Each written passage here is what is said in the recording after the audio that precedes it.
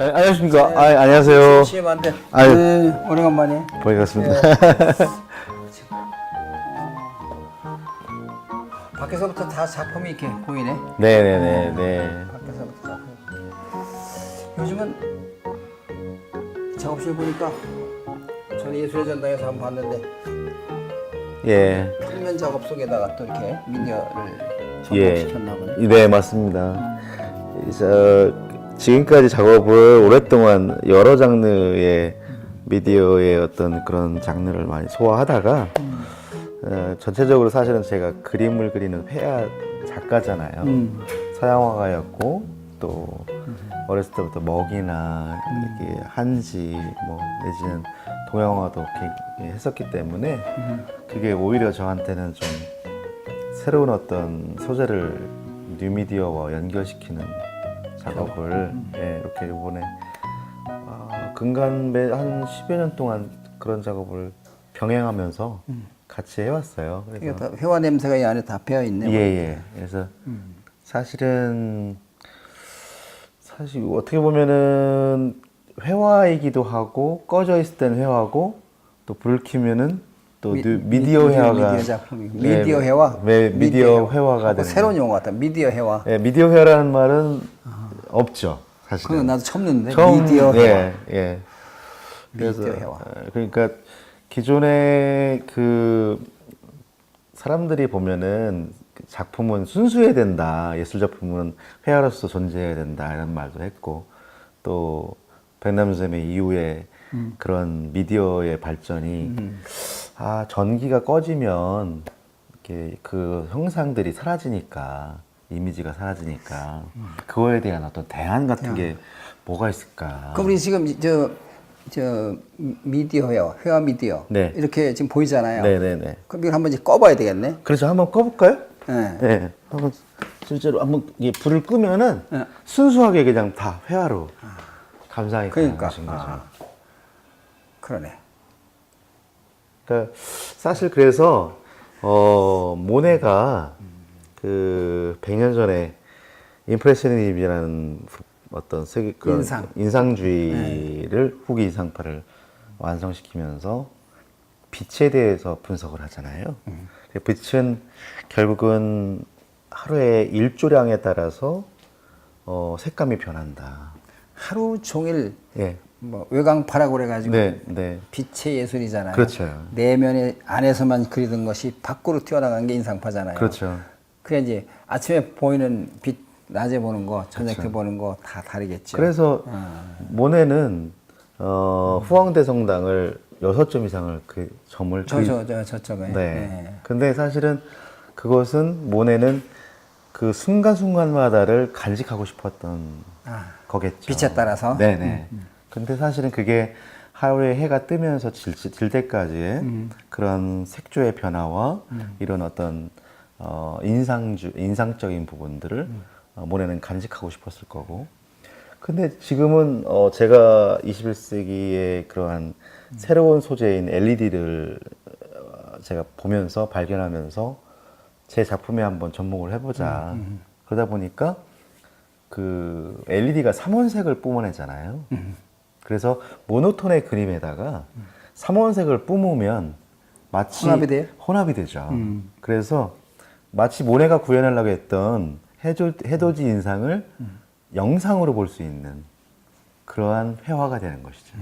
즉 과학이 그거를 그런 어떤 이 테크놀로지의 소산을 사람의 영감을 커버해준다. 커버해주고 또 100년의 시간차를 응축시켜주는 그런 역할을 어떻게 보면은 모네가 옛날에 살았으면 이걸 봤어야 되는데. 그렇겠죠. 그 당시에 LED가 있었으면 모네는 그렇게 오랫동안 그 순간을 그리지 않으셨을 거예요. 제 생각에는. 그럼 또 반대로 명작이 안 나왔을 수도 있지. 그렇네요. 예, 맞습니다. 제가 빛을 통해서 많은 작품을 했고, 그러한 작품을 영상이나 아니면은 설치나 또 내지는 또 퍼포먼스에 이르기까지 한 것은 이 공간의 개념을 어떻게 해석하느냐에서부터 시작돼요. 그 공간에는 빛이 있고 또 그곳에 회화가 들어가든 아니면 설치가 들어가든 사람이 들어가서 어떤 액션을 하든 간에 공간을 어떻게 해석하느냐에 따라서 그 공간은 형성되거든요. 그래서 저의 작업이 마치 루시아나 폰타나의 공간주의부터 그 과거의 동양의 한지의 그 쪽빛부터 또 인류의 어떤 근원적인 빛에 이르기까지 그거를 현대의 어떤 미디어를 통해서 그 미디어를 자기 자신의 작업의 언어로 또 다시 구성시키는 작업들이 뭐 각 장르마다 각 어떤 소재마다 다시 이렇게 변화시키면서 새롭게 만들어갔다고 보면 되는데요. 그래서 사실 이런 작업이 어떻게 보면은 새롭기도 할 수도 있고 아니면은 이게 회화도 아니고 테크놀로지도 아니다. 그것이 그런 어떤 중점에서 이거를 어떻게 미학적으로, 조형학적으로 또 어떤 역사적인 어떤 스토리에 맞춰서 제 작업을 설명할 수 있을까 이런 고민을 좀 했고요. 나는 그냥 외람된 질문인지 모르겠는데 네네. 이런 회화 미디어 회화 뭐 네. 어쨌든 간에 그렇게 작품을 이렇게 보면서 예. 어떤 거는 좀 이렇게 와서 닿는 게 있고 어떤 네. 거는 너무 메커니즘 네. 기계적인 거라서 네. 거부감이 올 수도 있지 않겠나 하는 생각도 잠시 드네요. 네. 아날로그식으로 전통이라고 하면 좀 뭐하지만 그 현대적인 문명의 이기를 회화 속에 접목하지 않은 작업하는 사람들의 입장에서 보면 그러한 그 영감이랄까 그 어떤 그 대상을 보든 뭐 테마를 뭐를 보든 간에 아까 그 성당을 아침부터 저녁까지 그리는데 그럼 아침에 해돋이 그리고 점심 때 그리고 낮에 그리고 저 밤에 그리고 여러 가지로 작품을 만들면 될 수도 있겠고 하나에다가 함축을 하려면 그 회화하는 사람, 평면하는 사람의 어떤 작업이 엄청나게 거기에 노하우가 있어야 그 작업을 내가 갖고 있는 모든 걸 거기다가 한 작품에다가 집어넣으려니까 힘들긴 하겠지만 그런 것들을 하는 게 혼이 실리고 그게 명작으로도 남을 수 있지 않겠나 하는 생각도 들고 또 반대로 또 이런 메커니즘을 활용해서 거기서 기존에 있는 그 압축된 작업을 못 해내는 것들을 여기서 탁 건드려 줘가지고 그렇죠. 바로 요거야 네. 하고 만들어 준다 그러면 그건 너무 좋은 것 같아. 박남준 같은 그 작품 경우는 아무도 그런 일을 안 했던 세상에서 탁 튀어나오니까 의아해도 했지만 저렇게 될 수 있구나. 저렇게 작업이 될 수 있구나 하는 걸 누구나 공감을 어떤 면에서는 했을는지도 몰라요. 근데 지금은 이제 그 미디어 하는 사람들이 이제 작업하는 것들이 이제 여러 작가들이 하다 보니까 지금 우리 한호 작가는 회화를 전공한 사람이 다시 미디어 쪽에 같이 접목을 해서 그 부분을 잘 표현이 안 되는 부분을 미디어 쪽에서 조금 끌어다가 해보면 어떨까 이런 생각인 것 같긴 하는데 내가 생각 맞는지 모르겠네. 맞습니다. 맞고요. 그 20세기 미술과 21세기 미술 그리고 또 디지털과 회화의 동시성에서 지금 공존하는 시대잖아요. 그렇죠. 그런데 우리가 사실은 그거를 섞으려고 하는 작업들은 많이 행해지지 않았어요. 양극화로 갔죠, 계속. 각자. 아방가르드라고 포스트 모던이라고 하면서 계속 부정하고 깨고 부정하고 깨고 서로 양극화로 갔는데 다시 이제 21세기에 오면서 다원주의적인 예술로 복합적인 융복합의 형태들이 이루어지면서 융합이라는 형태라는 말로 이렇게 합성되는. 근데 그 융합이라는 것은 극히 그 본질적인 회화의 그런 퀄리티가 높고 또 디지털의 퀄리티를 잘 알고 그랬을 때 이게 융합이 이루어지잖아요. 그렇죠. 그런데 그게 바로 컨버전스라고 얘기를 하는데 어색하지 않아야 되니까. 네네. 만약에 이게 컨버전스, 예. 네 어떤 것든 수준이 안 되거나 아니면 어떤 무엇이 접목이 안 된다면은 그것은 제대로 된 융복합이 될 수 없으니까 결국은 그래서 저는 사실은 그 디지털과 아날로그의 그 중간 단계 그 감성을 교합하는 것이 사실은 지금 이 시대에 나올 수 있는 어떻게 보면은 새로운 답이야. 태화라고 앤서 그러니까 그게 어떻게 보면 그게 답이 아닐까라고 저는 그럼 가정했어요. 그게 미디어 회화네. 그렇죠. 미디어 회화. 네, 맞아요. 그럼 한호 작가가 미디어 회화에 창립을 하는 하나의 아주 그 바로 저거야. 저런 거야. 융합이 잘 돼서 그 정점이 딱 맞았을 때 우리 저 바란스 하는 우리 변남석이라는 사람이 있는데 뭘 갖다 세워요? 예. 세우는데 냉장고도 세우고 다 세워. 그 세우는데 그 정점이 있다고 하더라고요. 그렇죠. 그게 균형 잡는 균형. 예. 예. 그래서 그 정점을 분명히 있는데 우리 아무나 못하는 거예요. 그러니까 본인은 70억 분의 1 사나이라고 그래요. 이걸 이 박스를 갖다 이렇게 어디 모서에 딱 정점을 찾으면 세워지는 거예요. 균형이 맞으면. 마찬가지로 한우 작가도 기존에 있는 뉴 미디어와 기존의 회화를 어느 정점에 딱 맞춘다면 그건 성공이지. 그림을 완벽하게 완성을 하고 그 완벽한 완성 단계에서 다시 타공을 시작하거든요. 그런데 그 타공을 할 때 송곳으로 타공을 하는데 그 마치 그림을 분해하는 것처럼 어떻게 보면은 다 만들어진 어떤 그림들을 다시 그 해체하는 듯한 그러한 작업이 되는 그런 그럼 저기다 작업인데 타공을 해서 뒤에다 불빛을 넣는 네, LED를 넣었는데 저거 다 뜨는 게 그렇죠. 지금은 빛으로만 어느 정도 조금 이렇게 실루엣은 보이지만 이게 완전히 낮에 밤이 되면요, 그림이 사라져요. 그렇겠죠. 예. 그림이 사라지고 빛만 남아서 마치 빛의 별의 회화처럼 달라진다는 것이죠. 그런데 이 조도가 낮아지면 낮아질수록 그 길게 낮아지는 순간순간마다 회화가 다르게 변한다는 것이죠. 그러면서 24시간 감상이 가능한 작업으로 표현을 했던 우리 것이죠. 보통 회화는 어두면 끝인데 네. 예, 이제 불을 끄고도 네. 감상이 가능하다. 예, 예, 맞습니다. 그런 면에서는 뭐 새로운 일이지. 그런 거. 예, 새로운 일. 네. 불 꺼보니 끝이었거든. 그렇죠. 그래서 그거에 대한 문제 제기를 한번 제 스스로도 했고 또 제가 파리에서 뉴욕에서 베이징에 있으면서도 그 동서의 미술의 비교에서도 항상 그 정점에서 사람들은 대안에 대한 부분을 고민하더라 이거죠.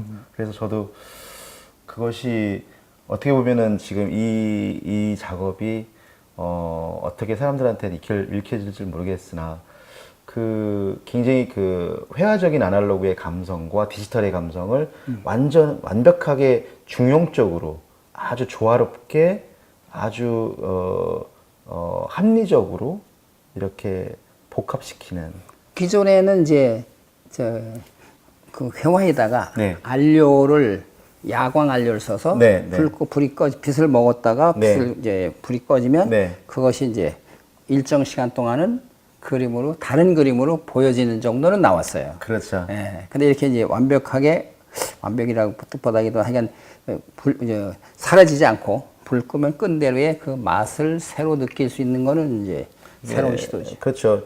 그것도 사실은 축광 안료를 쓰고 하다 축광 보면 안료. 알면은 빛을 머금었다가 사실은 그게 사라지니까 사라져요. 한 뭐 30분이면 다 사라지잖아요. 그게 사실은 그 맹점이라고요. 사라져요. 결국은 뭐냐면은 다시 생성되는 24시간 굉장히 우리가 사실은 우리 디지털을 거부할 것이 아니라 밤이 되면 우리는 전기와 조명과 살고 있는 거랑 똑같아요. 태양과 달과 뭐 별들이 있지만 그거로는 우리가 주거를 할 수 없잖아요. 결국은 우리는 빛과 조명과 이런 것들과 살고 있는 것이죠. 그것이 어떻게 순수한 헤어와 만날 수 있을까에 대한 고민. 그것이 저한테는 중요했고 그러다 보니까 한지를 쓰게 되고 빛과 이 고급스러운 색깔을 만들다 보니까 그렇게 하고 거기에 또 타공 기법도 여러 가지로 송구수 타공도 하고 칼로 타공도 하고 또 타공의 어떤 깊이도 다르게 하고 타공의 깊이가 오히려 어떻게 보면은 우리 동양어의 점처럼 아니면 서구의 쇠라의 점묘법처럼 예, 그렇게 굵고 적고의 그런 10단계의 톤들이 마치 회화적인 깊이도 있나요? 그렇죠. 앞에 나오는 거와 뒤에 나오는 그런 원근 앞에 있는 거는 광선을 더 나오기 위해서 더 크게 뚫죠. 뚫게 그리고 뒤에 원근에 있는 거는 조그맣게 뚫고. 그러면은 그 근경과 중경과 원경이 이 타공의 구멍의 크기에 따라서 만들어지는 그런 것도 이제 명암의 단계를. 그럼 이거 뚫을 수 있는 것만 그렇지 뚫지 못하는 것도 있을 거 아니에요. 뭐 유리나 뭐 이런 거울이나 이런 거는. 그렇죠. 그런데 그런 사실은 지금 철이든 아니면 유리든 요즘 가공이 안 되는 건 없지만 이게 제가 작업이 사실은 이러한 작업을 설치로 또 외곽으로 하려면은 재료가 바뀌어야 돼요. 그렇죠. 재료가 영구성과 어떤 그러한 보존성과 이런 것들이 되기 때문에 실내에서는 캔버스 위에 장지를 붙여서 하고 실외에 나가면 뭐 나무라든지 아니면은 철이라든지 이런 예술의 전당에서 본 거는 그 거울 방에서 이렇게 네네네. 깊이 있게 내려다보는 설치 미술이라고 봤는데 네네. 난 여기 가서 회화 미디어라는 걸 이제 크게 못 봤다가 오늘 네네. 보니까 또 새롭게 느껴지네.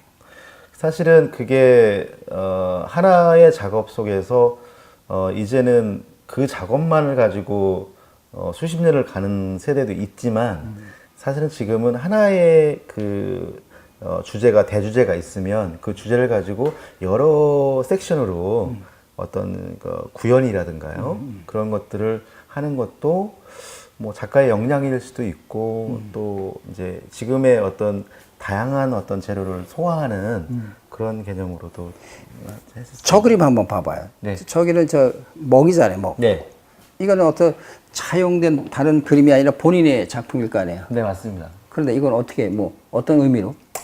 사실은 이거는 먹을 떨어뜨려 가지고 네. 그 떨어뜨리는 순간에 어떤 그 회계 그 번짐이라든가 빅뱅에 터지는 그런 어떤 현상들을 이렇게 형상화 시킨 건데요. 근데 그 안에서 마치 그 동과 서의 움직임들이 막 이렇게 분열되면서 만들어지는 형상들을 안에다가 만들고 이거를 다시 그 타공된 터지어 있는 이 망점대로 여기를 타공해요. 이렇게 하면은 이 자체가 이렇게 빛으로 이렇게 변화될 수 있다라는 뒤에 LED가 현재 없는 상태로 예. 빛이 투과되니까. 네, 맞습니다. 그래서 마치 낮에는 순수하게 회화로 그냥 이렇게 봐야 되고요. 그리고 밤이 되면은 이렇게 다시 새로운 어떤 빛과 연결된 새로운 회화로 다시 태어나는 거죠. 뒤에다 이제 이걸 LED를 넣어야 되잖아요. 넣을 수도 있죠. 그리고 또 안 넣을 수도 있습니다. 안 넣으면 이게 뒤로 돌려다 보기 전에는 안 보이지. 그런데 뒤에 광선이 없으면 뚫린 게 안 보일 텐데. 사실은 그 개념이 이제 빛만 넣어서 작업을 하는 것보다 제가 생각할 때는 자연빛, 자연광. 자연광을 이용하자. 자연광을 이용하자. 그러면 거부감이 없을 것 같은데. 맞아요. 그래서 자연광 거부감. 지금 이게 같은 원리예요. 그런데 여기 볼 때는 그냥 드로잉이잖아요. 이렇게. 그렇죠. 바다 위에 떠 있는데 네. 이렇게 보면은 빛의 드로잉이 되잖아요. 근데 그 빛을 어떻게 넣어주느냐 이거지. 자연광을. 자연광은 잡아다 넣어요? 사실은 이거는 평면이지만 입체로 볼 수 있는 그림입니다. 매달아서. 만약에 여기다 놓으면요. 이거를 여기다 놓으면 그렇지. 여기서는 평면이지만 여기서 뒤에서도 볼 수 있는 거죠. 이런 건 앞뒤로 볼 수 있지. 앞서를 볼 수 있는 거죠. 그래서 지금 현대는 윈도우가 많잖아요. 그래서 가정의 벽에다 거는 게 아니라 윈도우에다 거는. 들어올 때 나갈 때 뭐 이렇게 볼 수 있는. 우리는 화이트 큐브에 막혀져 있는 벽에다만 그림을 걸어야 되고 조명을 해야만이 그림을 볼 수 있다는 개념이죠. 근데 이 윈도우라는 개념을 이해하면 윈도우는 빛이 투과되는 어떤 그런 빛을 이용하는 거잖아요. 그런데 빛과 연결된 회화. 즉, 만약에 밤이 되면 여기는 이 빛이 나오지 않겠죠. 안에 회화가 드러나겠죠. 또 낮이 되면 또 빛의 회화가 되겠죠. 그런 개념이죠. 그래서 이거를 다시 여기다 실내로 가져오기 위해서는 마치 뒤에다가 LED를 넣으면은 미디어 회화가 되는 것이죠. 뭐 어떤 그 영구적으로 영구적으로 계속 이거 영구적이지 못한 거. 네네네. 꺼지면 끝나고. 네. 그래서 사실은 빛을 이용한다, 또 빛을 활용한다, 빛과 함께 감상할 수 있는 그림을 만든다. 순수한 드로잉부터 또 미디어의 회화의 접목까지 또 그것을 또 조형적으로 만들고 또 확장시키는 알겠습니다. 하나에다가 하나에. 예, 그게 가능해진 시대가 과학이 그렇게 만들어내 준 거죠. 그 과학을 작가들이 이용하면 이 속도와 시간을 이렇게 응축시키는 하나의 어떤 그런 시대적인 작품이 나올 수 있다. 그래서 여기서 너무 오버해가지고 막 디지털화되고 막 이렇게 패널을 넣고 되게 그 메커니즘적으로 막 그 디지털 쪽으로 너무 가지 않고. 그럼 역겨울 수 있죠. 그렇죠. 그래서 회화의 순수성을 보존하면서 거기에서 빛만 연결시켜주면, 좀 잔잔하게 왔죠. 예, 연결시켜주면 회화적인 맛과 디지털의 그 감성을 현대적인 감각을 완전히 하나로 만드는. 그러니까 아까 말씀하셨던 그 평행 딱 수평, 정점이 있다는 정점은 좋아하거든요. 결국은 뭐냐면은 야 이것이 너무 메커니즘으로 가지도 않게 하고 또 너무 또 진부하게 보이지도 않게 하는 그런 거. 그 정점 차이. 예. 파리에서 회화를 전공을 했고요. 8대학. 예. 학사 석사를 하고 예. 다시 8년 동안 있으면서 이제 그 회화적인 작업을 하고 추상을 하고 파리에서 8년? 예. 오래 있었네. 네. 그 다음에 사실은 다시 뉴욕으로 가게 돼요. 뉴욕에서 한 4년 정도 작업을 하면서 이제 작업을 위해서 공부하러 예. 간 게 아니라 네, 작업을 위해서요. 파리에서 이제 대학 다니고 예. 대학원 다니고 네, 하는 거. 맞습니다. 왜냐면은 제가 생각했던 그런 빛의 그림이나 이런 작업들을 조금 더 확장할 수 있는 어떤 계기를 마련하고자 해가지고. 그게 뉴욕에서? 예, 맞습니다. 파리보다 뉴욕. 파리는 보수적이잖아요, 좀. 사실은 그게 제가 회화를 너무 좋아하고 회화주의자고 또 굉장히 그 회화에 대한 어떤 그 감성에 대해서 진지함에 대해서 연구를 했던 사람임에도 불구하고 제가 그 8년 후에 저의 앞으로의 방향, 제 작업에 대한 방향에 대해서 어떻게 가야 될까에 대한 고민을 굉장히 많이 했어요. 사실은 38의 나이에 너무나 이제 그 대가들의 어떤 작품이나 이런 것들을 제가 그대로 이렇게 세련되게 하는 것보다 저 자신의 예술, 지금 이 시대의 작업, 그리고 이 시대의 마테리얼, 이런 것들을 조금 더 저 자신한테 솔직한 작업을 하고 싶어서 뉴욕행을 결정을 했고, 뉴욕에서 정말로 이렇게 설치, 그리고 정말로 엄청난 시도와 그리고 어떤 두려움도 많았고, 그런데 그런 속에서 공간의 확장을 하는 작업들을 대대적으로 이제 하게 되죠. 그러면서 이제 작업이 그 회화로 이 미디어 회화를 먼저 시작한 게 아니라 설치로. 그래서 설치로. 네, 설치와 영상과 또 어떤 오브제 이런 어떤 인터랙션. 그럼 파리에서는 완전히 회화죠. 완전 해봐였고. 네. 뉴욕에는 다양한 미술을 볼 수 있었잖아요. 네네. 본인도 작업을 뭐 어느 공간에서 했겠지만 보면서 뭐를 거기서 가져온 것 같아요. 뉴욕에서 가져온 것이. 그러니까 두 가지 세 가지가 있는데 첫 번째는 스케일인 것 같아요. 스케일. 예, 스케일. 그러니까 거대한 어떠한 도시의 그 파워, 스케일 이런 것들이 저한테 주는 어떠한 확장성이 어떤 것도 가능하다. 어떠한 공간도 소화해내야만 한다. 이런 미션이 저한테는 딱 왔고요. 그리고 그것을 어떤 것이든 다 하겠다. 어떤 공간이든 형성할 수 있다. 이런 것들이 있고 또 한 가지 두 번째는 뭐냐면은 영향을 받은 것에 대한 것이 있고 그 영향을 반대적으로 해석하는 측면도 있거든요. 저는 사실은 뉴욕의 그러한 물질과 문명의 팽배가 그 너무나 사회적으로 이 어떤 인간의 어떤 비상실을 가다져두는 하나의 그 도시가 아닌가라고 다른 면에서 보게 되더라고요. 아주 다양한 도시니까. 그래서 저는 스스로가 제가 생각했던 작업은 그거를 좀 시사적으로 만들고 싶다. 그냥 단지 현상을 받아들여서 제 작업으로 끌어들이는 것이 아니라 부피나 어떤 스케일이나 이런 것들만 보이는 것이 아니라 그 도시가 주는 현상을 뭔가 좀 교훈적으로 어떤 성찰적으로 보여줄 수 있는 작업을 좀 보여주고 싶었어요. 그래서 그러다 보니까 그 뉴욕에서 새로운 어떤 노화의 방주나 이런 어떤 작업들이 나오게 되는 것이고요. 노화의 방주. 네. 그래서 6개월 동안 종이를 자르고 그 종이를 자른 것을 어마어마한 크기로 대형화 시켜서 한 공간에. 네. 앞으로 이제 그 융합하는 문제, 미디어하고 회화하고 융합하는 작업을 계속 해야 될 거 아니겠어요? 네, 네. 거기에 그 주된 테마는 뭘로 가져갈 거예요? 뭐 이런 저 옛날 그림을 하든가 자기 그림을 하든가 뭐 방법은 여러 가지가 있을 텐데.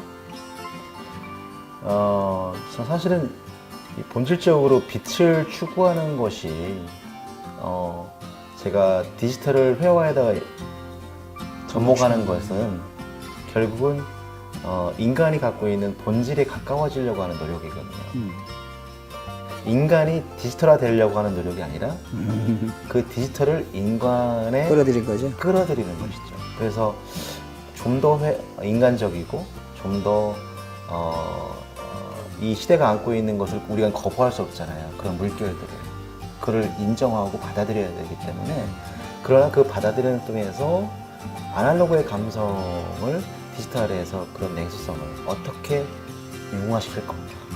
그거에 대한 어떤 화두인데 결국은 거기엔 뭐냐면은 어떤 인간의 회복은 뭐냐면 치유에서 온다라고 봤어요. 그래서 그 치유는 인류가 갖고 있는 문제점이나 어떤 상황이든 어떤 그런 현상들을 제 작업으로 끌어들이고 그것을 빛으로 여과시켜서 교훈이 됐든 성찰이 됐든 인간을 치유하는 하나의 도구가 되는 것이죠. 하나의 작품이 예. 예술 작품이. 그래서 저희 이터널 라이트의 그 예술 작품은 마치 그 작품이 그냥 그 자체의 현상을 보여주는 것이라기보다는 뭔가 인간의 감성에 접근해서 인간과 소통하려고 하는 어떤 노력을 조금 더 증폭시키는 그런 소통의 도구가 되기를 원하는 것이죠. 어떤 미술 치료에도 가까운 얘기네. 그렇죠. 치료. 그렇죠. 네. 그래요. 오늘 뭐 바쁜 시간에 이렇게 응해 주셔서 고맙고 앞으로 더 미디어와 회화가 하나의 접목이 돼서 융합하는 좋은 어떤 사례가 될 수 있는 작가로 거듭나기를 간절히 빕니다. 감사합니다. 네, 감사합니다. 네.